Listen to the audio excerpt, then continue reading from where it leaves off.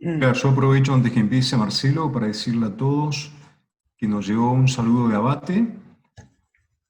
En el correo electrónico me dice, la pasé muy bien, hubo más preguntas y mucho más variada que en otros ámbitos donde hago disertaciones. Se notó que saben preguntar. Feliz día para todos. Esto me llegó ayer. Si quiera trasladar un poco el saludo de mi compañero Pablo Abate Perfecto. de Nita Valcarce. Bueno, ahora tenemos que hacer buena letra para repetir, digamos, que le hagamos buenas preguntas a Marcelo. Tal cual. Seguro. Bueno, eh, como ya, ante todo te agradecemos en nombre de la Asociación Bonaerense de Periodistas Agropecuarios por tu colaboración en esta charla. Somos todos, bueno, seguramente va a haber otro ingeniero agrónomo también, pero somos todos periodistas, así que esto que estamos escuchando lo vamos a trasladar también para las preguntas a nuestros productores, a otro tipo de entrevistados, así que esto forma parte de nuestra capacitación permanente en temas agrícolas y ganaderos. Marcelo. Así que, bueno, yo te había hecho una pregunta, si querés, como para empezar 5 minutos, o lo que vos te parece, veo Perfecto. que tenés unas lindas fotos y Sí, perfecto. explicando lo que vos te parezca, 5, 10, 15 minutos, y después empezamos con las preguntas para hacerte así. ¿Estamos? Bueno, muy bien. Bien. Bueno, La buenos pregunta, te días, digo, buenas tardes en realidad a todos. bien. Empiezo, Sí, sí, perfecto. ¿querés? No, nada más que decirte que somos todos periodistas de la provincia de Buenos Aires. Se va a sumar alguno de Santa Sí, Fe y otro de Entre Ríos seguramente. Y también tenemos socios que son de La Pampa. Pero digamos, somos todos pensando en la provincia de Buenos perfecto. Aires. Perfecto. Dale, gracias. Bueno, muy bien, muy bien. Bueno, buenos días a todos, buenas tardes a todos. La verdad que es un placer poder compartir con ustedes y especialmente en este ámbito periodístico. Mi primera cosa que debo decir y que me alegra que haya sido ayer, el Día del Periodismo, y fundamentalmente todo el mes, como ustedes lo mencionan, del periodismo. Así que mis felicitaciones a cada uno de ustedes y a sus medios que representan. Bien, había una pregunta que decía este año el trigo va a ser evidentemente un atractivo adicional, va a haber por supuesto mayor superficie sembrada, pero eso va a indicar también que haya mayor exigencia en la necesidad de protección. Durante los últimos años, el cultivo de trigo transitó por una serie de dificultades cada vez más intensas en relación a las enfermedades. Las enfermedades empezaron a aparecer más temprano, incluso aparecen hasta más tarde de lo acostumbrado, con lo cual el productor hoy tiene una encrucijada. Tiene que saber hacer trigo y hacerlo con conocimiento. Y ese conocimiento muchas veces está bastante limitado porque muchas enfermedades, por ejemplo, aparecen súbitamente sin avisar, como fue el caso de los últimos 3 años de la roya amarilla, con lo cual se tuvieron que acostumbrar a ver cómo se manejaba esta enfermedad. Y por otro lado, muchas enfermedades empezaron a demostrar sus agentes causales resistencia a determinados químicos o fungicidas, así como lo hay también resistencia de malezas a herbicidas, también lo hay resistencia de hongos a fungicidas. Con lo cual el panorama se lo hace mucho más complejo a lo que anteriormente estaba acostumbrado el productor y el técnico. El primer punto de partida siempre es una semilla en un cultivo, y esa semilla tiene que reunir no solamente lo que es poder germinativo, vigor, pureza, viabilidad, que es lo que está acostumbrado a manejar el productor. Lamentablemente el tema sanidad, primero que no es certificado dentro de lo que es la calidad. Los semilleros ni las malterías no certifican sanidad. Y este es un punto pendiente para mí que queda para la historia, para resolver justamente en los próximos pasos futuros, que es necesario que los semilleros y las malterías empiecen a tomar las riendas en el sentido de empezar a certificar o a anunciar o informar cómo es la sanidad de las semillas que venden. Me parece que eso es clave. Aparentemente se aplican determinados fungicidas con las semillas y con eso parece que eso ya es la solución. Sin embargo, muchos curas semillas no son eficientes para los principales problemas que parte la semilla. Un aspecto central es que hoy en la cabeza de los productores, los técnicos, las empresas, los semilleros, las malterías, porque estoy hablando de cebada también, es que hay un descuido de la semilla enferma, ¿no? Es decir, todavía no se sabe cuál es el principal problema que tiene la semilla y por lo tanto no saben priorizar cuáles son las prácticas de manejo para esa semilla. Entonces, muchos hablan de carbón como una enfermedad que reapareció, algunos hablan de fusarium como un principal hongo, algunos empiezan a esbozar incipientemente en algún problema de manchas, es decir, todas estas enfermedades que se ven en el campo parten desde la semilla. Pero parece ser que no está todavía bien establecido cuál es el patógeno que hay que priorizar. Y este es el primer punto como mensaje a los periodistas, de que se empiece a priorizar la sanidad de semilla, en primer lugar pensando cuál es el patógeno a la cual nosotros debemos dirigir esfuerzos y por supuesto todas las prácticas de control necesarias. A ver si podemos avanzar, ahí está. Tenemos que hablar de que especialmente en cebada hubo una reaparición de esta enfermedad, ustedes quizás la conozcan, se llama carbón. Carbón se la llama así porque la espiga, en lugar de formarse los granos, se forma una masa de esporas negras, como ven ustedes, y los granos no se forman. Esta enfermedad que parece visualmente mucho más grave de lo que es, y esta es la primera cosa que hay que mencionar, la enfermedad visualmente parece más grave. ¿Por qué? Porque el símbolo de rendimiento, que es la espiga, desaparece ante los ojos del productor. Sin embargo, cuando uno hace un conteo de esta enfermedad en el campo, no es significativo la aparición y por lo tanto la caída de rendimiento por esta enfermedad. Pero evidentemente lo que sí hay que saber es que esta enfermedad está reapareciendo, al menos visualmente, cosa que antes no ocurría. Entonces tenemos que preguntarnos qué está pasando con el tratamiento de semillas. ¿Son los fungicidas que fallan? ¿Es la tecnología de aplicación de esos productos? ¿Qué es lo que está sucediendo con este tipo de patógenos? Lo primero que debemos decir es que hay causas posibles que son concretas, y entre ellas son las que figuran principalmente en el punto 5 y en el punto 6 de esta diapositiva. Hay menores de uso de dosis de fungicidas en la semilla, y el 6, que es el más importante, hay una desuniformidad de la distribución del cura semilla sobre las semillas. Estos dos puntos hablan de que todavía la tecnología del tratamiento de semilla está como atrasada, porque generalmente los tratamientos que se hacen artesanalmente, sea porque el productor guarda la semilla o en cebada, muchas veces se hace bastante en forma artesanal en los lotes, no está bien hecho. Y eso lo que determina en definitiva es que existan este tipo de tratamientos, algunos tratamientos mejores, otros tratamientos donde la semilla, algunas no recibe el cura semilla y otras reciben casi en exceso. Aquí se ve mejor, esta semilla no tiene nada de fungicida cura semilla, y estas por supuesto tienen un poco más, las que están coloreadas.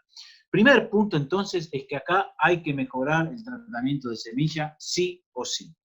Y este es un punto central, tanto para lo que es el control del carbón como el resto de los patógenos. ¿Y por qué? Porque la desuniformidad está definiendo que exista menor dosis en algunas semillas, y por otro lado hay otro aspecto central, que muchas veces la semilla, tanto de cebada como es esta, o de trigo como es esta, tiene una sutura en el medio, una sutura morfológica, donde si no llega el fungicida ahí,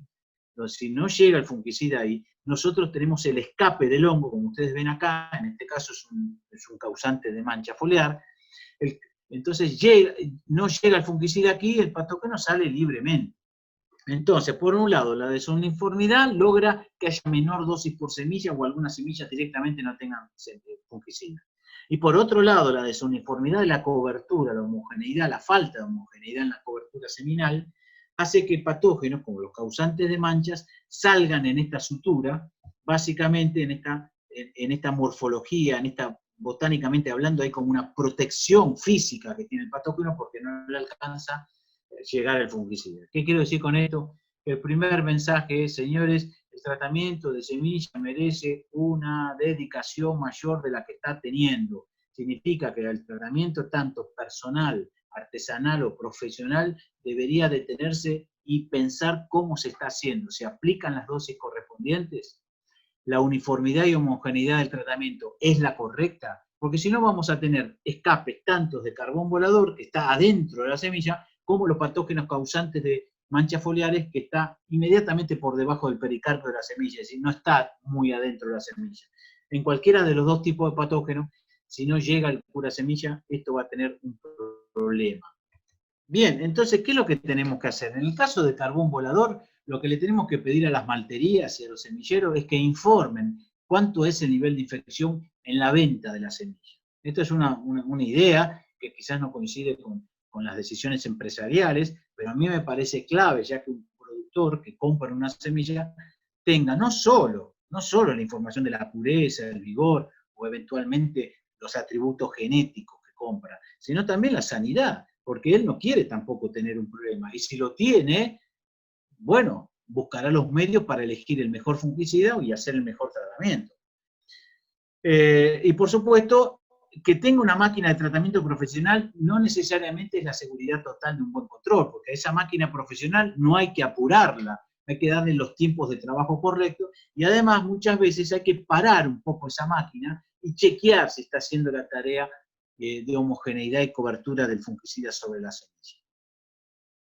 Pero bien, ni el carbón es importante, porque haciendo un buen tratamiento con la cobertura y la uniformidad, esto se puede resolver, ni Fusarium en la semilla es tan importante, porque no hay muerte de plántulas en Argentina por Fusarium en los campos argentinos a la hora de la siembra, sino que el principal problema en semilla, el principal patógeno en semilla, y que la gente desconoce o desvaloriza, es el patógeno causante de la mancha amarilla del trigo, que por supuesto está en semilla, pasa al coleoptile, de ahí a la primera hoja, y luego genera una epidemia en el campo. ¿Y por qué es el más importante, en la cual los productores técnicos semilleros y demás deberíamos ponerlo en primer lugar?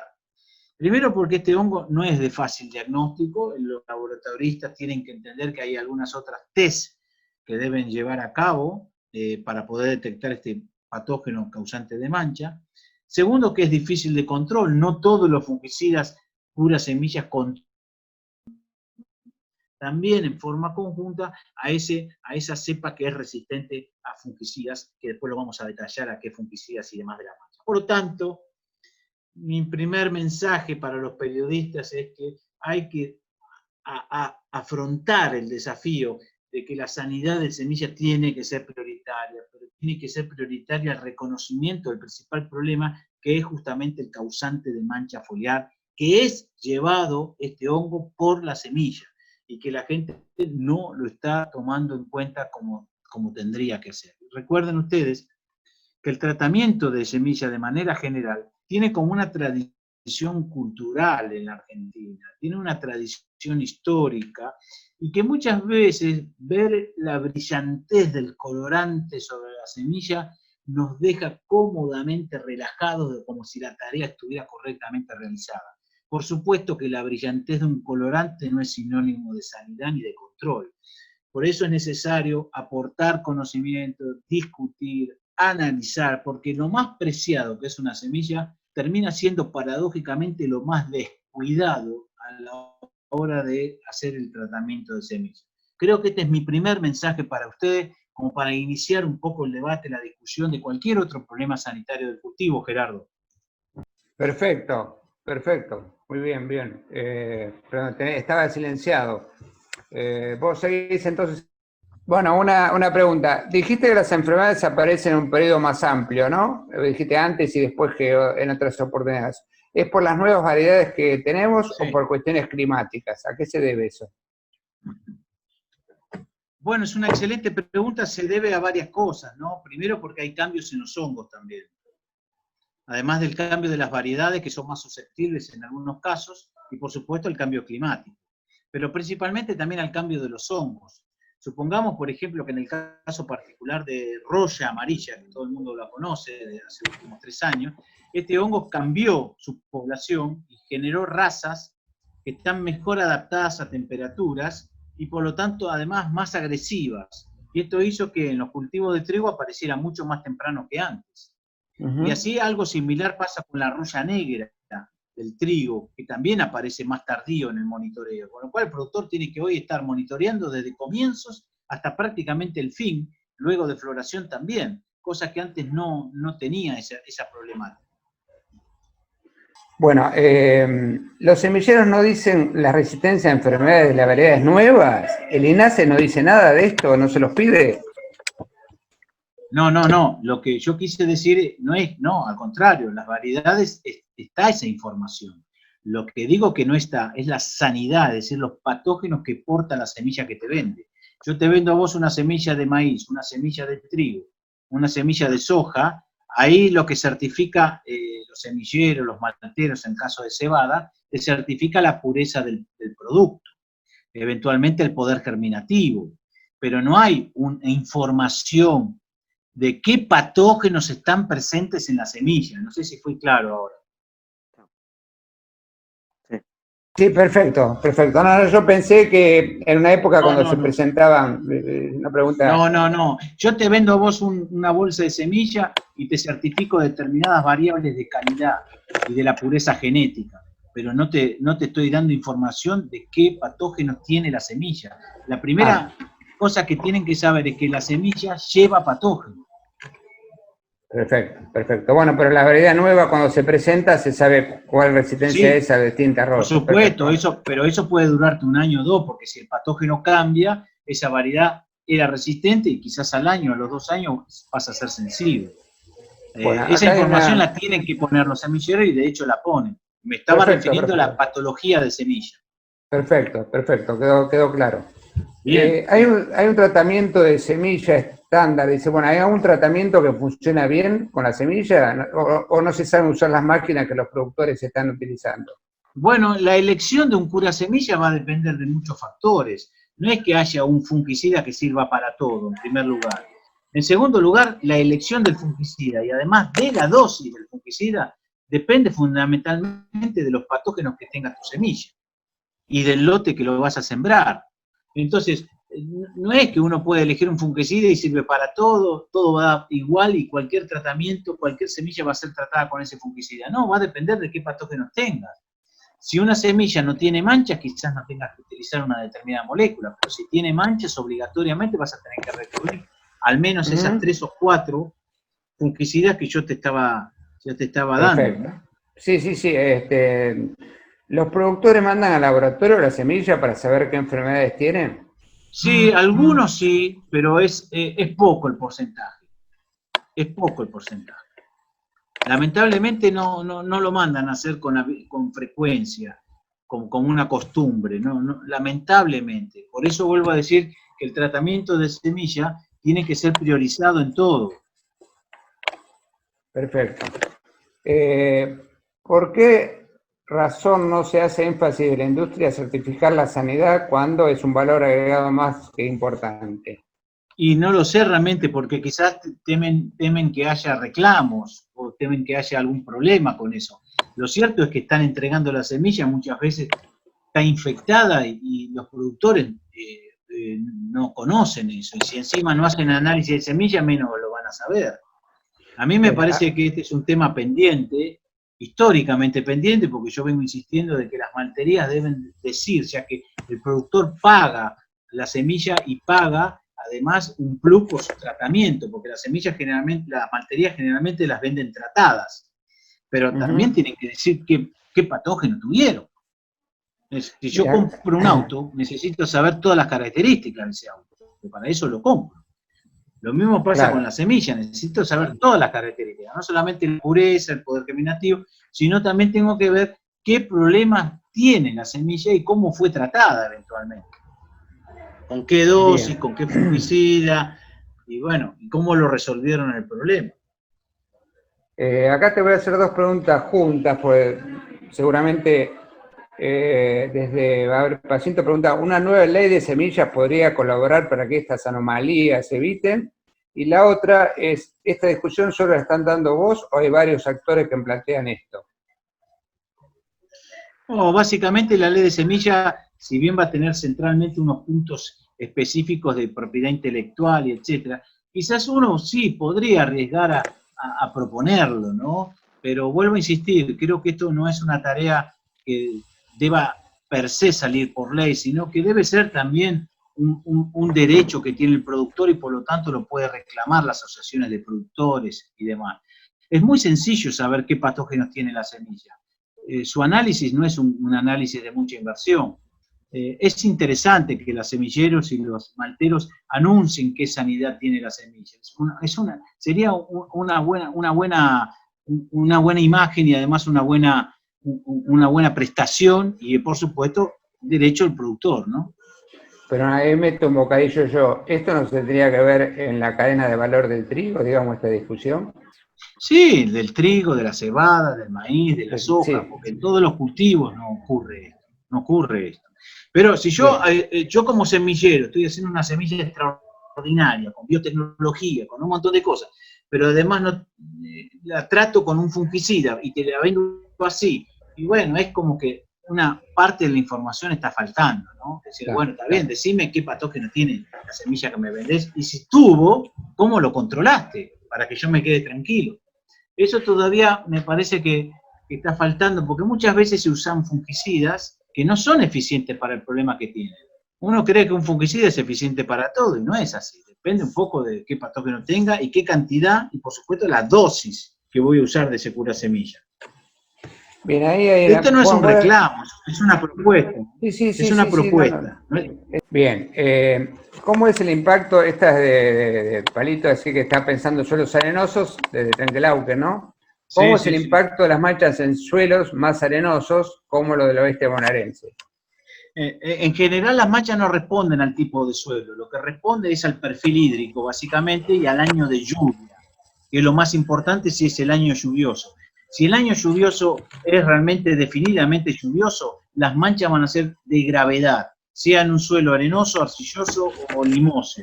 Lo importante es el agua que viene de arriba, que genera mojado sobre las hojas, y eso hace reinfectar mucho más a las manchas. En cambio, las rollas no necesitan lluvia, solo con rocío ya es suficiente. Son dos extremos, las manchas son de lluvia, las rollas son de rocío.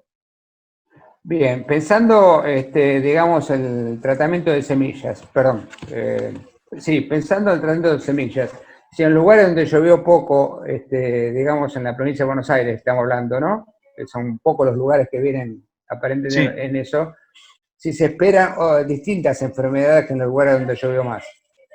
Sí, lógicamente en los lugares que llovió más, lo que incita es que las manchas aparezcan más temprano. Básicamente ese es el concepto. Cuanto llueve más en una región, hay más posibilidad de que las manchas avancen más que en otras regiones donde no ha llovido lo suficiente. Este es el primer punto que hay que sacar como diferencia.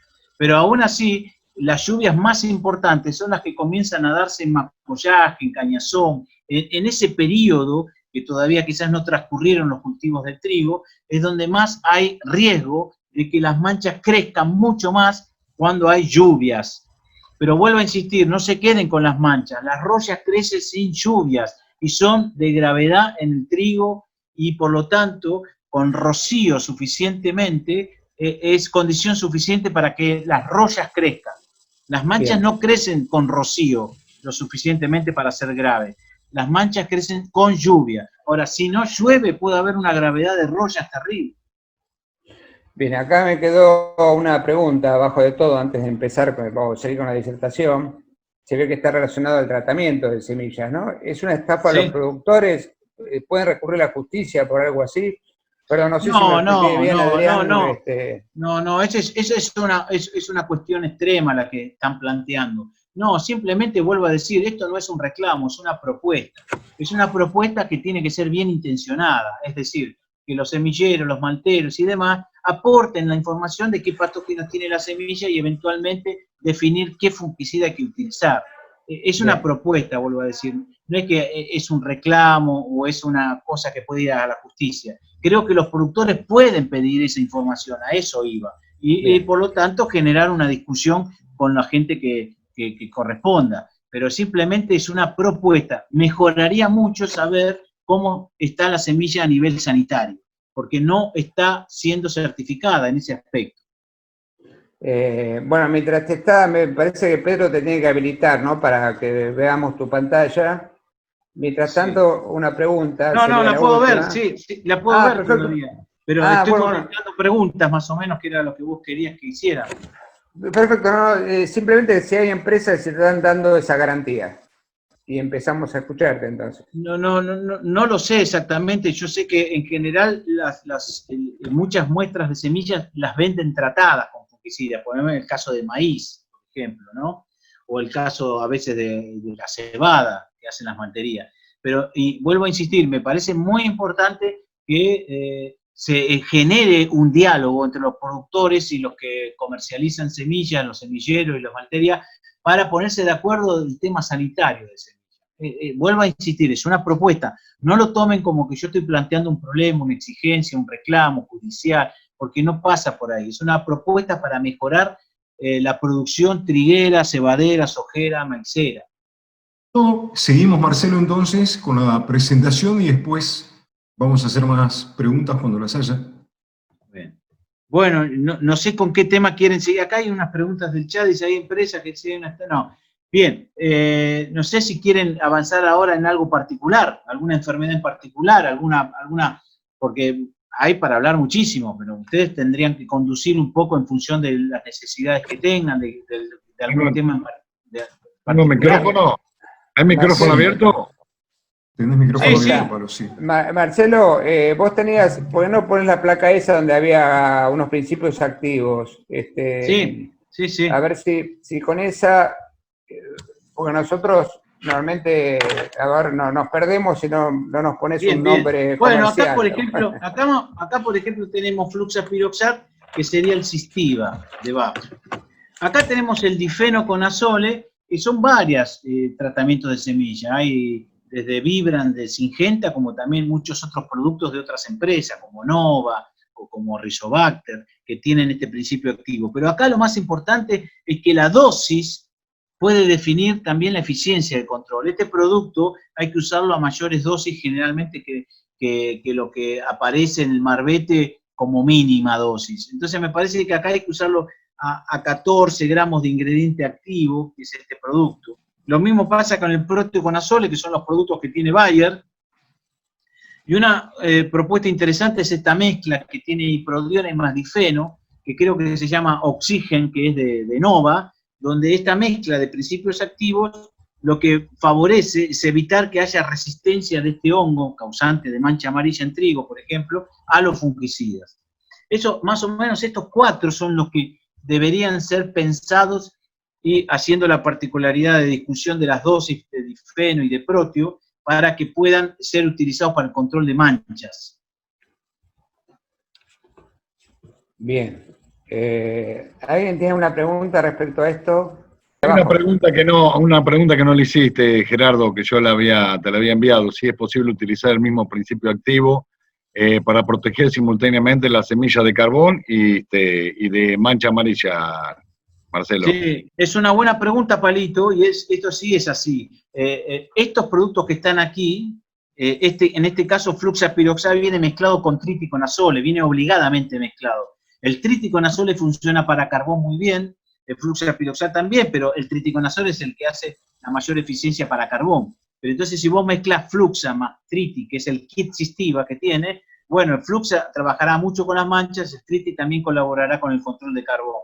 El difeno controla carbón, así que no hay problema. El proteo lo mismo, y en este caso lo mismo, el difeno también controla carbón, o sea que no tenés problema. El tema es que si usás, por ejemplo, tebuconazole, puede ser que te controle carbón, pero no te funciona para manchas, como para decirte un ejemplo. Bien.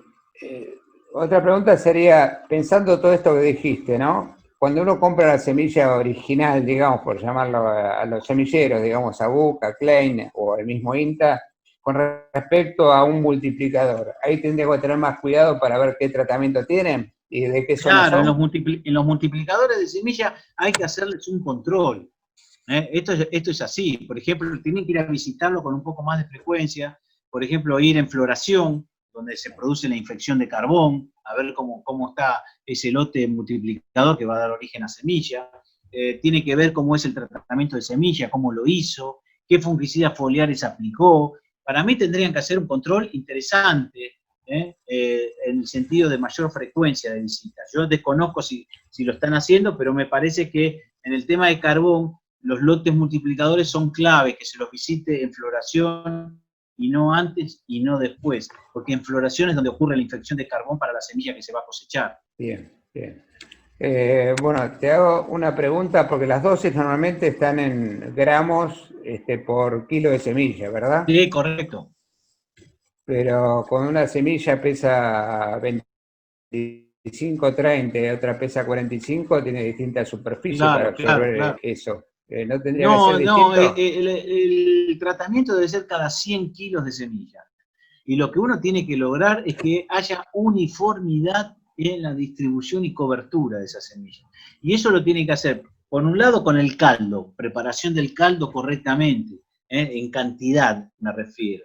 Y por otro lado, de acuerdo al instrumento que va a utilizar como tratamiento de semilla. Lo ideal, como dijimos, es profesional de semilla, utilizando polímero.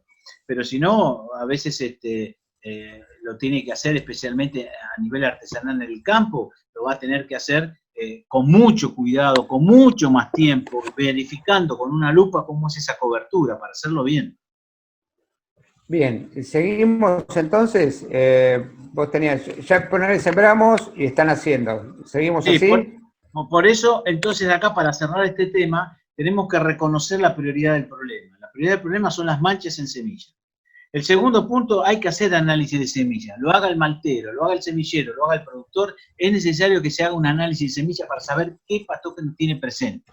Después elegimos las moléculas y las dosis. Después, y obviamente, si se puede hacer tratamiento profesional, mejor. Y después esa semilla la tendríamos que sembrar en un lote donde no tenga rastrojo de trigo. Porque si hacemos trigo sobre trigo, el control que hicimos por la semilla se desperdicia porque el rastrojo también tiene manchas que puede transmitir al cultivo. Bien, aunque sea trigo soja. Sí, lo importante para nosotros en fitopatología es que tenemos que hablar de la misma estación anual. Nosotros hablamos de rotación o monocultivo haciendo referencia al invierno. Si yo siembro trigo soja y el invierno no tuvo trigo, no tengo ningún problema. El problema es hacer trigo sobre rastrojo de trigo o todos los inviernos hacer trigo o todos los veranos hacer soja. Es decir, siempre la misma estación anual, evitar hacer siempre el mismo cultivo. Eso sería para nosotros la rotación. Bien. ¿Puedo? Dale, sí. Sí. Marcelo, estamos con trigo y con cebada, ¿no es cierto? Sí, correcto. Recién tocaste un tema como es el análisis de suelo. El análisis de suelo generalmente es un porcentaje muy bajo que tienen todos los cultivos, no solamente en estos. Y en el caso de la cebada, por ser un contrato, digamos, por ser un cultivo, digamos, entre comillas, por contrato, ¿es mayor la cantidad de análisis de suelo que se hacen? En realidad lo que yo hablé es análisis de semillas, Palito. Es decir, es importante el análisis de semilla, perdón. Análisis sanitario de semilla. Sí. Siempre que se compre una semilla, es bueno hacer un análisis de semilla. Es bueno, sea que lo haga la maltería o sea que lo haga después el productor. Siempre es bueno saber qué patógenos porta la semilla. Eso siempre. Ahora no sé si se hace con más o menos frecuencia cuando hay contrato y demás. Claro, eso pero lo digo. Eventualmente, si hay un contrato, y debería esa información estar un poco más disponible, sea de carbón o sea de patógenos que son causantes de manchas, saber cuánto tiene esa semilla y eventualmente cómo fue tratada por parte de la maltería, o si lo hace el productor, cómo lo haría. Bien, seguimos entonces. Sí. Bien, entonces, si quieren pasamos ahora a una enfermedad que es la roya amarilla, como para que ustedes se lleven alguna idea de esta enfermedad. Bien, Dale, bien. Bueno, yo la denominé desde hace 2 o 3 años el asesino del trigo. ¿Por qué el asesino del trigo? En primer lugar, yo quiero decirles que es un patógeno que a nivel mundial es considerado la principal enfermedad del trigo y que pone, en pocas palabras, en problemas, en dificultades, la seguridad alimentaria, porque las caídas de rendimiento por esta enfermedad son drásticas. Estamos hablando de 30, 40% de caída de rinde si no se hacen los tratamientos de fungicidas. Hay algunos aspectos importantes. Primero, que es variable el patógeno, es decir, que la población puede cambiar. Un día puede estar adaptada a 15 grados y quizás el otro año que aparezca está adaptada a 25. Y además puede ser más agresiva. Es decir, hay razas. Las razas son variantes de una población donde se vuelven más agresivas o se adaptan a mejores temperaturas para ellos, ¿no? Más plásticas. Y además se puede diseminar eficientemente por el viento. Estoy hablando de miles de kilómetros, miles de kilómetros se puede. Por ejemplo, aparece una raza nueva en Europa y quizás en el mismo año está en Argentina. Por fortuna, hoy es muy fácil controlar con fungicidas a este patógeno. El problema es llegar a tiempo. En general, ¿cuáles son las prácticas de manejo para esta enfermedad? Primero, elegir cultivares resistentes. Gran parte de lo que se siembra en Argentina son cultivares susceptibles. Ahora hay una especie de recambio de material tratando de evitar esta aparición de cultivares susceptibles, ¿no? El segundo punto es el tratamiento de semilla. Hay algunos productos, como es el caso de Cistiva o Fluxapiroxat, donde si uno hace el tratamiento de semilla, además de proteger para mancha y carbón, podría también tener un efecto de aquellas esporas de roya amarilla que vienen temprano al lote y que quieren infectar las primeras hojas. Porque la roya no está en semilla, viene volando por el viento. El tercer punto, hay que hacer un monitoreo muy estricto, ¿no? Un monitoreo desde plántula, desde cañazón. ¿Por qué? Porque es una enfermedad que aparece temprano. Y muchas veces ese monitoreo no solo del lote propio, sino de chequear cómo vienen las alertas en el país, si está cerca de tu región, si está cerca de tu lote. Y por supuesto luego la utilización de fungicida a base de una mezcla clásica de estrovirulina más triazol, al que yo le recomiendo agregar un coadyuvante que permita la rápida penetración del producto, porque es un hongo que es necesario controlarlo en forma rápida. Esta enfermedad puede llevarse 40, 50% o más, por ejemplo, si no se hacen los controles de fungicida. Muchas veces es necesario aplicar 2 veces para frenar esta enfermedad. Es un hongo que necesita de rocío, viene volando miles de kilómetros por el viento y decididamente es la enfermedad más importante en el mundo, en este momento, para el trigo. ¿Alguna pregunta? Sí, Jorge Rabanal de Tranquilao que pregunta, en los lotes que no se han tratado a tiempo, ¿es factible que se llegue a un nivel muy alto de roya amarilla? Sí, cuando no se controla a tiempo pasan 2 cosas. En primer lugar, hay pérdidas que no se pueden recuperar. Y en segundo lugar, muchas veces el fungicida no es del todo eficiente en cuanto al periodo o residualidad, como lo llaman ustedes. En realidad es periodo de protección, baja mucho. ¿Por qué? Porque al llegar tarde, el fungicida tiene que combatir contra una población en la cual que debería ser idealmente más baja. Entonces, al llegar tarde nos enfrentamos con una población mayor y el fungicida no hace la tarea igual cuando la población es baja que cuando la población es alta. Entonces, son 2 problemas graves. Uno es que hay pérdidas que ya no las puede recuperar y el otro punto es que muchas veces esa eficiencia de control es menor en los fungicidas y su periodo de protección es menor por llegar tarde. Bien, otra pregunta. Cuando hablas de cultivares resistentes a utilizarles, ¿cuáles, por ejemplo? Bueno, hay una lista que saca siempre los INTAs, año tras año, y vuelvo a decir, tiene que ser año tras año la información, porque un cultivar puede ser un año resistente y al siguiente año, porque apareció una raza nueva de esta enfermedad, de este patógeno, deja de ser resistente. Entonces, yo lo que puedo pasar es un listado de aquellas variedades que son resistentes y aquellas variedades que son susceptibles para la zona de ustedes. Así que eso está disponible y de hecho el productor antes de la siembra consulta eso. Muchas veces lo que hace el productor es decir, bueno, esta variedad es sensible a la roya, es susceptible. Sin embargo, la elijo igual porque me da un potencial de rendimiento muy alto y sé que con un fungicida puedo frenar al hongo. Bien. Bien.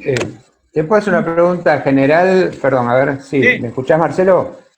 Sí, te escucho, claro. Sí, desde la introducción de los materiales franceses hay mayores problemas de enfermedades. Si tiene ahí alguna relación, digamos, de los materiales extranjeros con lo que se venía utilizando en la Argentina hasta esos años. Hoy es en general que los materiales de cualquier semillero, sea francés, sea brasilero, sea lo que sea, están siendo más susceptibles en todo el mundo, te diría.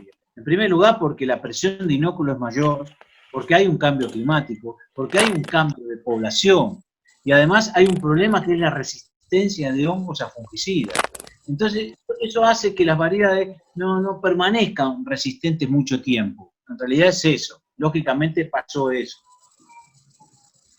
Gerardo. Bueno, Luis, Nieto. Sí, quiero preguntarle a Marcelo ahí, buenas tardes. ¿Cuánto dura la roya en una maleza, en un campo que no va a ser tratado, en un campo al lado del trigo que se va a sembrar? Gracias. Sí, perfecto. En general la roya no está en malezas. Y además cada cultivo generalmente tiene su propia roya. Bien, estamos en la avena reunión. tiene su roya, pero la roya de la avena, perdón, no ataca trigo. O la roya ataca cebada, pero la roya de la cebada no es la misma que la roya del trigo. Sí. En general, cada cultivo, tiene su propia roya. Entonces, en general no están en las malezas, están en los trigos guachos. Está en los lotes de trigo sembrados más temprano, que tu lote. Y por el viento, las esporas llegan a tu lote. Inclusive pueden venir de otros continentes u otros países. Eso es lo más grave que tiene estas enfermedades. Pueden venir por el viento. Y eso entonces hace que, más allá de que puedan estar en otros hospedantes o en otros cultivos, la gravedad es especialmente aquellos lotes sembrados más temprano o razas que vengan de otros países o inclusive otros continentes volando, lisa y llanamente volando. Marcelo, ¿cómo estás? Adrián Pacinto te habla. Sí, Adrián. Buenas tardes. Buenas tardes. Quería consultarte cuánto dura el tratamiento. Sí, bueno, si vos tomás decisiones tempranas, correctas, ¿qué significa temprana y correcta? Y bueno, vos tenés un lote que sabés que tu cultivar es susceptible a roya amarilla. Te enterás que en la zona ya está presente. Y ves que quizás en tu propio lote hay un pequeño manchoncito, porque esta enfermedad roya amarilla se da como en manchones, es algo raro. Aparece un manchoncito amarillito, que vos decís puede ser un problema de nutrición, de suelo, de agua, y en realidad es de roya amarilla. Es muy raro que una roya aparezca en manchones, pero esta roya aparece en manchones. Entonces, si vos descubriste ese manchoncito temprano, sabés que en la región ya está presente el patógeno, hay rocío en tu lote, es un momento de tomar una decisión ya. Y si vos tomaste correctamente la decisión, tenés casi 21 días y un poco más de control si usás una exterminina con triazol, porque este hongo es sensible a los fungicidas, no es resistente, es sensible. Entonces tendrás más o menos 21 días, quizás un poquito más, pero en general 21 es el promedio que tenemos de control siempre que esta enfermedad sea agarrada a tiempo. Si llegas tarde, las cosas cambian, por completo. Eso no significa que pueda rebrotar, digo, si lo tengo ahí en el aire o en campos vecinos, digamos. Sí, probablemente si pasa ese periodo de tiempo y bien protegido, vos primero te asegurás muy bien que ese cultivo esté creciendo bajo condiciones óptimas. Pero en segundo lugar, si hay lotes que no fueron tratados y siguen produciendo esporas y se te acabó el periodo de protección de fungicida, muy probablemente vos vas a tener otra reaparición de la enfermedad. Bien. Y quizás tengas que volver a usar. Claro. Marcelo, bueno, precisamente sobre tratamiento de semillas, o mejor dicho, sobre manchas, mejor dicho. Sí. Se ha escuchado mucho que a veces no se camina mucho el lote. ¿Vos estás encontrando que el productor y el agrónomo está volviendo a caminar bien el lote para descubrir temprano esto? Sí, creo que hubo un incentivo y un estímulo a empezar a caminar y monitorear desde el momento que aparecieron la resistencia de las malezas herbicidas, ¿no? Pero aún me parece que todavía es insuficiente. Es decir, todavía falta monitorear más y todavía aumentar la frecuencia de monitoreo. Me parece que hay un uso de agroquímicos casi como de apagar incendios, cuando en realidad lo que tenemos que hacer es prevenir el incendio. Entonces, prevenir el incendio significa monitoreo obligatorio. Y ese monitoreo tiene que ser, por ejemplo, para el caso del trigo y el caso de la roya, al menos 2 veces por semana. Y eso no lo hacen. La verdad que gran parte no lo hacen. A veces van una vez o a veces cada 10 días, pero cuanto más nos retrasemos en el monitoreo, más pérdidas vamos a asumir porque vamos a llegar tarde. La única manera de asegurarnos de llegar a tiempo es haciendo monitoreo. Todavía falta firmar ese concepto. Sí, es correcto. Marcelo, con respecto al monitoreo, así como en insectos y en malezas, a veces en los lotes, sobre todo al oeste, son lotes a veces de más de 100 hectáreas, ¿puede darse el caso que en una parte del lote haya problemas y en otra parte no? Es decir, que pueda haber Sí. tratamientos diferenciales dentro del lote. Sí, especialmente para roya amarilla pasa eso, que como te volví a decir, la roya amarilla no aparece en forma generalizada. A veces aparecen pequeños manchones, y esos pequeños manchones me parece que son claves, distinguirlos a lo lejos e ir a visitar ese manchón. La enfermedad aparece en manchones. El resto de las enfermedades, por lo general, aparecen en forma uniforme y generalizada, para el caso de las enfermedades foliares, estoy hablando, ¿no? Pero para el caso de, como excepción, la roya amarilla muchas veces puede no aparecer en forma generalizada. A ver, ¿qué enfermedades empezamos a tener problemas cuando dejamos de arar? Digamos, a medida que avanzamos en la, digamos, en la siembra directa, Sí. sin dar vuelta al trabajo anterior, ¿cuáles son los que mayores problemas tenemos? Bueno, ustedes tienen que distinguir dos grupos de patógenos, esencialmente. Uno, que se llaman necrotróficos. Significa que pueden crecer, alimentarse, sobrevivir en tejido muerto. Necrotrófico. Esos son las manchas. Y tienen otro grupo que se llama biotrófico, es decir, que no pueden estar en rastrojos. Y esos son las rollas. Entonces, contestando tu pregunta, si hay una técnica de producción y de labranza, etcétera, que mantiene los rastrojos de un año a otro y no hacen rotación de cultivo, obviamente que lo que más va a favorecer son aquellos necrotróficos, es decir, los causantes de manchas. Pero acá lo importante es decir que el problema no es la siembra directa, el problema es la falta de rotación, porque si usted hace trigo sobre trigo, trigo sobre trigo, trigo sobre trigo, todos los inviernos trigo, y lo hace bajo siembra directa, es una condición ideal para que las manchas exploten. Ahora, si usted hace trigo y hace en el próximo invierno otro cultivo que no sea trigo, inclusive puede ser avena, puede ser hasta cebada, puede hacer colza, qué sé yo, algo distinto al trigo, las manchas del trigo no van a atacar al trigo porque no va a estar. Entonces, el problema no es la siembra directa, sino el hecho de hacer monocultivo.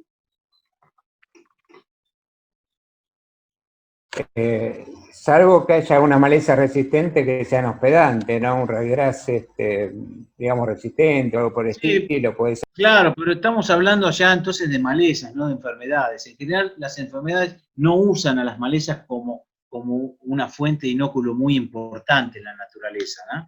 Las manchas vienen sí o sí por semilla o por rastrojo. En general, por malezas no vienen epidemiológicamente en forma importante. Bien, seguimos. Vos tenés hablaste de mancha amarilla, ¿querés hablar alguna más? Seguimos. Recién hablé de roya amarilla, pero ahora voy a hablar de roya naranja. Sí, eso, perdón. Si quieren le hablo de roya naranja ahora. Dale. La roya naranja, yo le llamo el eterno retorno. Así como la roya amarilla la llamaba el perfecto asesino, la roya naranja es el eterno retorno, porque es una enfermedad que siempre está presente. Y empieza a competir con la roya amarilla. Ustedes dirán, uy, pero ¿cómo? Dos royas empiezan. Y sí, porque hay un nicho y hay una lucha por la supervivencia, que es la comida, que es la planta, que se lo disputan distintos patógenos. Bueno, las últimas campañas la roya amarilla le ganó a la naranja, pero la última campaña, esta roya, que es la roya naranja, empezó a sacarle un poco de protagonismo a la roya amarilla y retornó con gravedad. Entonces, en el caso de roya naranja hay cosas que decir que son muy importantes. También tiene variabilidad, se mueve por el viento, produce daños y pérdidas en forma importante. Y lo que sí es importante entender que acá los fungicidas empiezan a fallar. Que el grupo químico triazol, que es uno de los más usados históricamente en Argentina y en el mundo, empezó a ser menos potente, menos efectivo a la roya, o lo que es decir, las royas son menos sensibles a los triazoles. Y entonces, el efecto principalmente curativo, si ustedes observan esto, nosotros tenemos una acción que generalmente del fungicida que se llama preventivo, que es evitar que el hongo entre. Tenemos una acción que se llama curativa, el hongo ya está dentro, pero todavía no dio la pústula, eso se llama curativa. Y una acción erradicativa que es, vamos a eliminar lo que vemos. Bueno, en el caso de roya naranja, lamentablemente tenemos que decir que la parte curativa y erradicativa ya no funciona en Argentina porque los triazoles que hacían el efecto curativo dejaron de ser efectivos para la roya naranja. Entonces ya tenemos una resistencia de roya naranja a los triazoles. Y eso hace que tengamos como fortaleza única la acción preventiva de los fungicidas, que es ejercida por estrobirulinas y carboxamidas nada más. Entonces hoy perdimos la potencia de los triazoles frente a la roya naranja. Entonces este es un problema mayor, porque muchos productores todavía insisten en usar un triazol solo para controlar la roya naranja y no lo logran hacer, justamente por este problema que dijimos. Y el otro problema es que al llegar tarde, le vamos a pedir a productos que van a funcionar solo en forma preventiva que sean curativos si no lo son. Porque estamos llegando tarde, dejamos entrar al hongo, y no deberíamos haber dejado entrar al hongo. Entonces es un punto muy importante eso. Entonces acá el monitoreo se vuelve todavía más crucial, porque apenas se encuentren 2 a 7% de hojas enfermas sobre 100, quiere decir que yo levanto 100 hojas de trigo, y veo que 2 solamente de 100, o 5 de 100, que es muy bajo, tienen, aunque sea una pústula naranja, hay que tomar la decisión de aplicar un fungicida, especialmente mezclas de estrobilurina más triazol, o carboxamidas más triazoles, o carboxamidas más triazoles más estrobilurina. Es decir, tienen que incluir sí o sí para el control estrobirulinas o carboxamidas. Ir con un triazol solo ya no sirve, porque antiguamente aplicaban un triazol y ya lo curaban. Entonces, este es el punto más importante. Llegar a tiempo significaría que de 100 hojas, 2 o 5 ya tomen la decisión de aplicar, cosa que al productor le parece que es muy temprano, que es muy bajo, y sin embargo, ese es el nivel ideal para tomar una decisión. Marcelo. Sí. ¿El profesional está capacitado como para discernir entre la roya amarilla y la roya naranja? ¿Hay una diferencia que se los puede Sí, ver? Es importante tu pregunta. Estamos capacitados en general. Si vos ves esta fotografía, vos vas a ver que acá hay pústulas, ¿no es cierto?, separadas, que hasta las podés contar. ¿Estás de acuerdo, Palito? Sí, está dispersa. De hecho, el hongo se llamaba dispersa antes, Puccinia dispersa. Estaba dispersa. Si vos te vas a la roya amarilla, no, mirá, es una estría. Es todo siguiendo entre las nervaduras. De hecho, una sola espora puede provocar toda una estría. Acá hay una infección que se llama sistémica. Una vez que entró el hongo, hace como una carretera, autopista de pústula. En el otro caso, además de ser más naranja, más marrón, está individualizada prácticamente las pústulas. ¿Entendés? Entonces, esa forma sí es posible de que el productor y técnico esté muy capacitado para distinguir.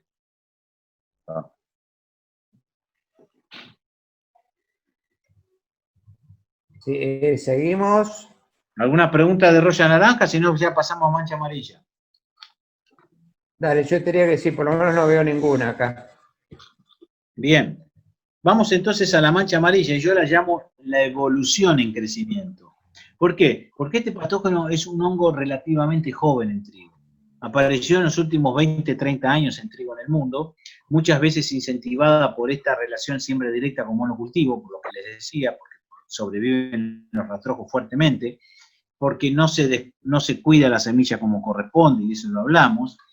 Entonces ha evolucionado mucho en el cultivo de trigo, a tal punto que se cruzó con otro hongo y le sacó también la posibilidad, o mejor dicho, le transfirió al otro hongo una toxina que lo hace más poderosa la mancha amarilla. Y esto ocurrió también en los últimos años. Pero además, en los últimos años, en todo el mundo y en Argentina, la Facultad de Agronomía lo determinó la cátedra de fitopatología, se ha vuelto resistente a algunos fungicidas. Entonces, eso también hace que este patógeno adquiera relevancia. Por eso digo que hay una creciente importancia, porque hay resistencia a los fungicidas, porque la semilla está descuidada, porque hay un crecimiento de este patógeno, especialmente por los cambios climáticos, especialmente de lluvia, y tenemos que decir que está en los rastrojos y está en la semilla. aparece en rojo la semilla por todo lo que dijimos al inicio, ¿no? Hoy es la principal mancha foliar en trigo y es resistente a las estrovirulinas y algunos triazoles como el ciproconazole. Entonces, esto es un problema para el productor, no sabe cómo decidir la aplicación, qué fungicidas utilizar, qué hacer con la semilla. Hoy pasa a ser una enfermedad muy importante en trigo, si bien no tiene la magnitud de daño que tiene la roya. Las royas se llevan 20, 30, 40, si no se hace el control o más. En cambio, la mancha en todo caso se puede llevar hasta 20%. Algunos casos puede ser un poco más, pero el promedio está entre 15 y 20. En cambio, un promedio de roya, si no se controla, es 40, 30. Entonces, es una enfermedad importante también, pero hoy tenemos la confirmación. Miren, estos lotes que están acá con mancha amarilla, son lotes que tuvieron 2 aplicaciones de fungicida y no funcionaron. Por eso, desde la Facultad de Agronomía, junto con Francisco Sautúa, hemos determinado que este hongo es resistente a las estrovirulinas y es resistente a uno de los triazoles que se llama ciproconazole. Entonces, si un productor utiliza estrovirulina, no le va a funcionar. Entonces le van quedando pocas opciones, ¿no? Tiene que pensar en carboxamidas. Hay algunos triazoles que funcionan, por ejemplo, el epoxiconazole o el protioconazole funcionan. Entonces, está un poco más atado a la toma de decisión química. Por supuesto, tiene que llegar temprano, y temprano significa que de 100 hojas, entre un 15 y un 20% de hojas que tengan al menos una mancha es momento para entrar al lote. Recuerden que para roya era 2, 3, 4, 5. En este caso se soporta un poco más porque no es tan explosiva esta enfermedad. Las royas son explosivas. Acá será un 15, un 20%. Entonces van a tener que sembrar cultivares tolerantes, hacer el tratamiento de semillas que discutimos al inicio. También acá hay un tema que se llama fertilización. La mancha amarilla es un hongo cobarde. Es decir, si la planta está muy bien nutrida, el hongo le cuesta mucho infectarla. Entonces, lo que es fertilización nitrogenada, si vos se lo pones a tiempo y en forma, es muy probable que esa planta se defienda mucho mejor a la mancha amarilla y por lo tanto la intensidad de ataque de mancha amarilla sea menor. Simplemente mejorando la fertilización nitrogenada. Por eso digo que es un hongo débil, un hongo cobarde frente a una planta bien estimulada, bien nitrogenada. Y por supuesto, utilizar fungicidas que muchas veces vienen con otras posibilidades de control. Justamente la resistencia de este hongo a los fungicidas limita que haya en realidad pocas opciones químicas para controlar este patógeno. Bueno, entre ellos ya hemos visto que el protioconazole y el epoxi funcionan, que las carboxamidas funcionan, fluxapiroxal, bixafena, depinic, pero lo que no está funcionando son las estrovirulinas, y en algunos casos lo que es el ciproconazole, que es un triazol. Lo importante es que también hay posibilidades de mezclar fungicidas con lo que se llaman bioinductores. ¿Y qué son los bioinductores? Son sustancias que no son fungicidas, que activan los mecanismos de defensa de la planta, como vacunas. Y uno de los ejemplos más concretos, y que ha tenido mucho éxito, son el uso de fosfitos, ¿no? Entonces, el uso de fosfitos mezclados con fungicida mejora mucho la eficiencia de control. Ahí lo que tienen ustedes es como una pirámide de la gestión de la sanidad, donde primero tenemos que armar una base fuerte de esa pirámide, y esto está dado por la sanidad de la semilla, por la resistencia, es decir, por las variedades resistentes que usemos. Luego tenemos un manejo cultural que es la utilización de la rotación de cultivo, evitar hacer trigo todos los inviernos. Una buena fertilización, especialmente nitrogenada, porque frena a la mancha amarilla. La utilización de bioinductores como fosfitos o a veces hasta el propio silicio. Y finalmente vamos a las mezclas de fungicidas, sabiendo que hay problemas para roya naranja, no se pueden usar triazoles solo. Hay problemas para mancha amarilla, no andan las estrovirulinas y tampoco funciona el ciproconazole. Y entonces vamos a tener que discutir, de acuerdo al lote que tengamos, qué solución mejor vamos a aplicar en cuanto al tema fungicida y dosis. Estos patógenos, estas enfermedades, el nutriente que se le aporta al suelo al cultivo, como fertilizantes y demás, ¿también se agarran de estos nutrientes y desvalorizan, digamos, lo que puede tomar la planta cuando está en su nacimiento? Es una buena pregunta. En realidad, todos los patógenos que atacan la hoja toman los nutrientes de la planta. no del suelo. Obviamente, si estamos hablando de hongos de suelo es otra cosa, pero Sí, sí. fundamentalmente estos hongos que estamos hablando que atacan las hojas, toman nitrógeno, aminoácidos, etcétera, hidratos de carbono, lo toman básicamente de la planta y por lo tanto le generan esto que llamamos parasitismo. Parasitan y sacan nutrientes. ¿Por qué? Porque estos hongos no son capaces de construir su propio alimento y viven a expensas de la planta. Entonces se nutren con eso. Las rollas, por ejemplo, les encanta el nitrógeno, a diferencia de mancha amarilla. Si vos tenés un suelo con mucho nitrógeno y la planta absorbe ese nitrógeno y esas hojas tienen mucho nitrógeno y son más propensas de sufrir roya y no mancha. Porque recordá que el nitrógeno hacía frenar un poco la mancha amarilla, pero puede estimular a las rollas. O sea, es un delicado equilibrio. En términos generales, ¿no? Para las diferentes enfermedades, ¿podrías resumirnos la importancia de conocer los umbrales de daño? ¿Qué Sí, utilidad tienen hoy en día? ¿Cuáles serían las enfermedades y regiones están determinadas? ¿Y cómo se determinan esos umbrales? Bueno, sí, muy interesante esa pregunta, porque es la base de toda esta pirámide. Porque nosotros hablamos en un contexto donde la economía, la sociedad, el impacto ambiental pasan a ser protagonistas. Entonces, usar fungicida porque sí, usar fungicida por presión comercial, usar fungicida por temor o usar fungicida porque el vecino lo usa, ya no dejan de ser tareas habituales, no serían responsables. Entonces, el umbral de daño es un indicador, es un momento donde el productor o técnico debe decidir la aplicación porque sabe que si aplica en ese momento, además de tener un control eficiente, tiene un retorno económico asegurado. Pero además de eso, si la enfermedad no alcanza el umbral, no se justifica aplicar fungicida. Entonces ahí está el tema de la protección ambiental y social. Entonces el umbral de daño es la piedra fundamental del manejo integrado y debería haber umbrales de daño para todas las enfermedades, de tal punto que un productor, si conoce los umbrales de daño, hace el monitoreo, puede decidir correctamente, respetando ambiente y cuestiones sociales, de la mejor manera para usar un fungicida. Esos umbrales de daño surgen de investigaciones, surge de ensayos hechos en distintas partes del país, en distintas variedades, donde determinamos cuánto es la cantidad de kilos que se pierde de trigo cada vez que aumenta la enfermedad. Entonces, el umbral de daño es un nivel de enfermedad a partir del cual los daños que genera esa enfermedad es igual al costo de invertir en el uso de un fungicida. Entonces, en ese momento que hay un equilibrio, uno toma una decisión. Ahora bien, este concepto de umbral nos permite decir que si hay enfermedad pero no alcanzó el umbral, no se justifica aplicar fungicida. Hay que aprender a convivir con la enfermedad algunas veces. El segundo punto, si llegó al umbral y aplica fungicida, tiene no solo asegurado el retorno económico, sino que ha hecho un buen uso, una buena práctica agronómica del uso de fungicida. Y el tercer punto es si se excede, es decir, llega tarde, o sea, luego de pasado el umbral, que es un nivel de enfermedad en el lote, entonces lamentablemente ahí usted va a tener pérdidas que no las va a poder recuperar. No sé si más o menos fui claro y decirles que es una piedra fundamental del manejo integrado del umbral de daño económico. Es la mejor forma de tomar decisiones con fungicida, por respeto al ambiente, a la sociedad y fundamentalmente en relación a la economía y a la rentabilidad del producto. Bien. ¿Hay alguna otra pregunta?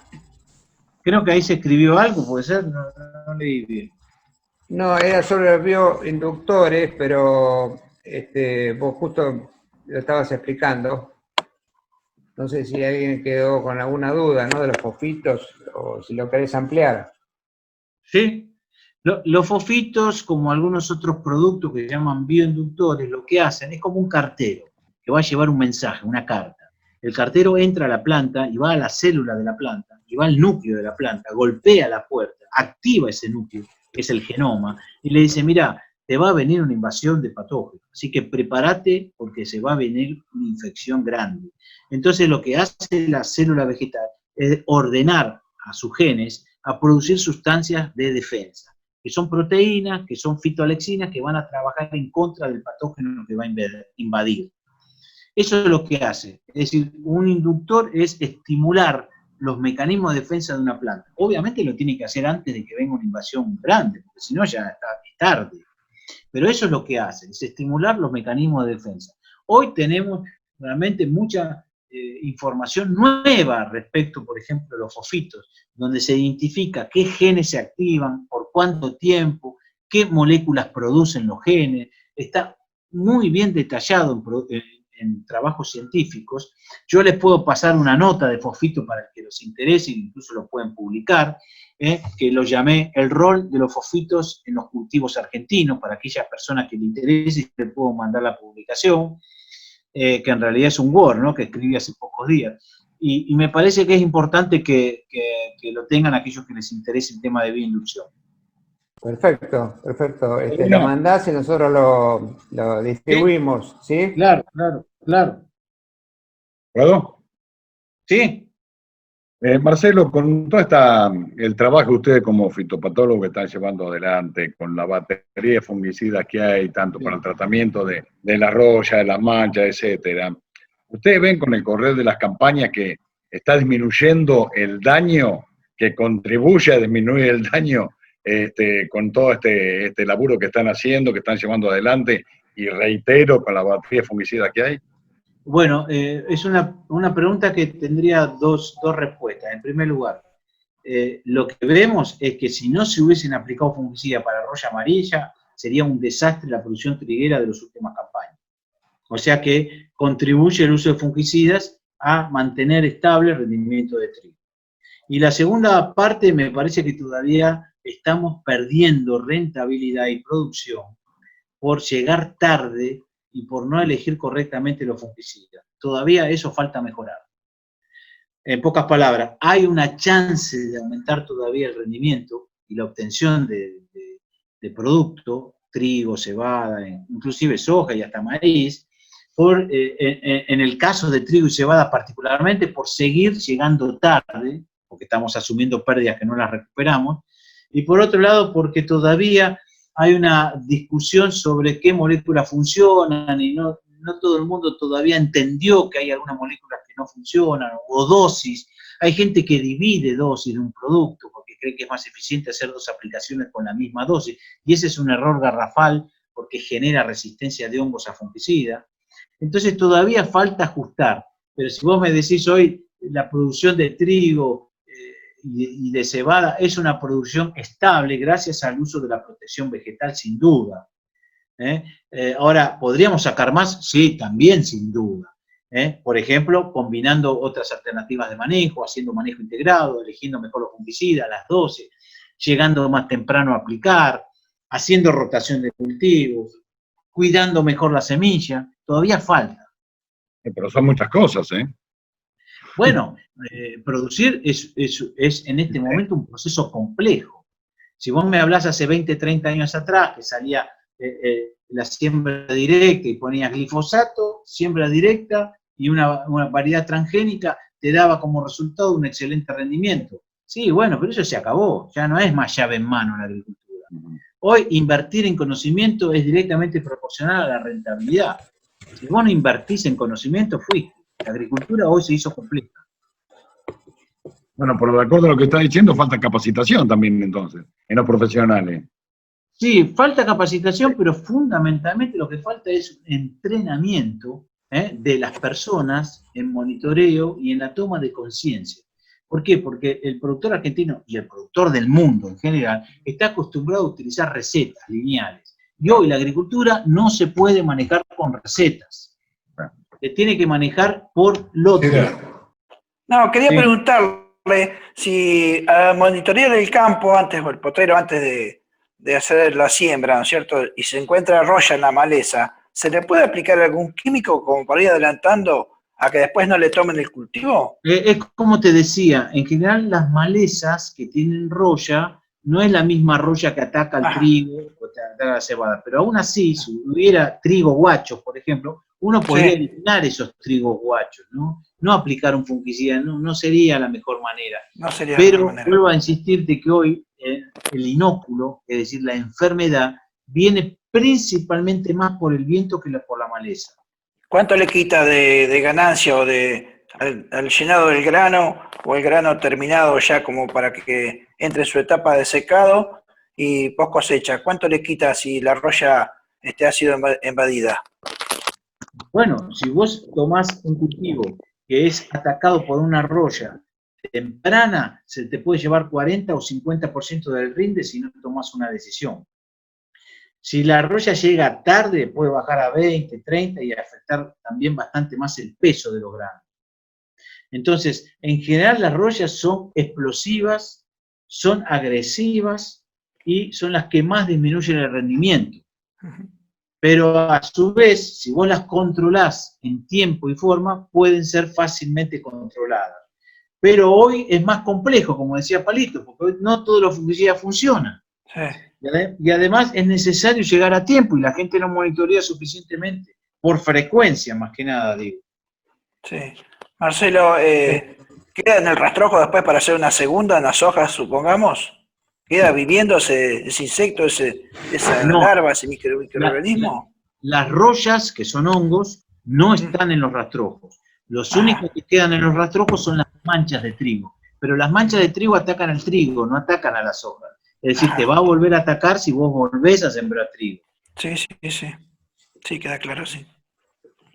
Bueno, no sé si la última pregunta acá la tenemos por escrito, ¿no? Que el productor está llegando tarde con la elección de fungicidas. ¿Qué propuestas, qué acciones para resolver esto? Si las capacitaciones tienen que ser de las empresas, universidades, en fin, ¿podrías decirnos algo de esto?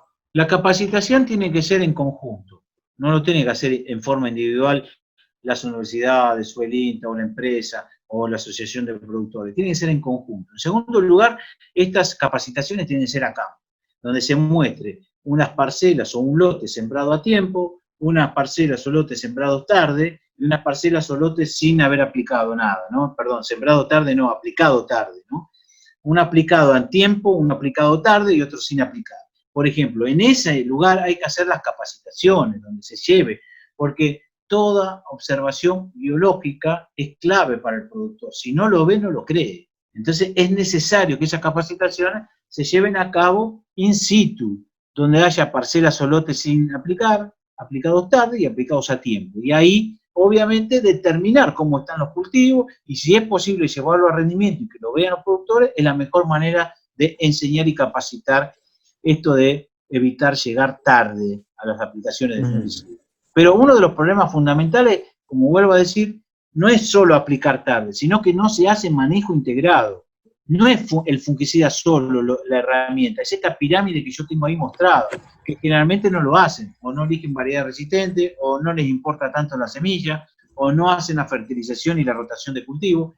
Entonces sí tienen que recurrir después al fungicida.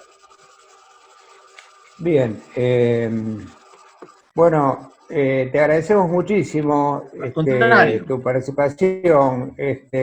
Bueno, por empezar, bueno, el tema de fosfitos está publicado, me dijiste que lo hiciste hace muy poco, lo escribiste hace muy poco. Lo acabo de hacer y yo apenas lo pueda te lo mando. Perfecto. Te lo mando a vos que tengo tu dato. Bien, bien. Y lo enviamos a todos, digamos, los miembros, y bueno, ahí estamos, ¿no? Perfecto.